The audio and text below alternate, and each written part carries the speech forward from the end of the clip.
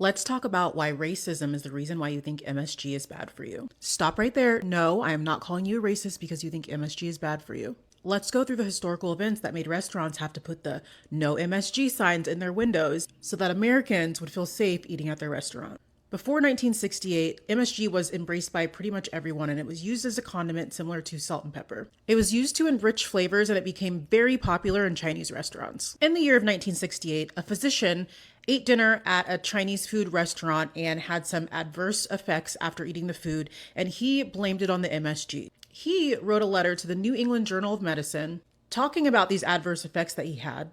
And the journalist took it upon himself to label the symptoms that he had as the Chinese restaurant syndrome, instead of just realizing that this guy probably just had an allergy to MSG. Now, if we take a page out of the current US history, when a certain orange man called the coronavirus the Chinese flu, we know exactly what happened here in 1968. After this letter and the widespread publicity that it generated, restaurants were now having to advertise no MSG when they knew there was absolutely nothing wrong with putting MSG in their food. It just happened to get negative hype from this journalist who decided to label this physician's symptoms what they labeled it. The beginning of this MSG controversy started at the height of the anti-Asian racism in the United States. This single article helped spark the negative and false perception that Asian food was unsafe and unhealthy. This is the reason why you mainly only see no MSG signs on the outside of Asian food restaurants. So ridiculous. Because of the growing consumer concerns, health authorities and food administrations worked together to review the science behind MSG and if it was in fact good or bad for you.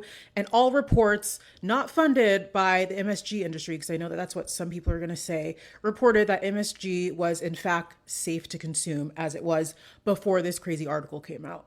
Do people have allergies to MSG? Yes, absolutely, like many people do to many other types of food. The most common allergy or symptom that has been reported in these studies is that people get a headache when they consume MSG. In the end, the health-related controversy of MSG in the United States is linked to a history of prejudice against Asian cultures and specifically Chinese culture. So let's start to be culturally aware of our history and start to embrace these foods that have historically been a part of a negative history that we no longer have to be included in.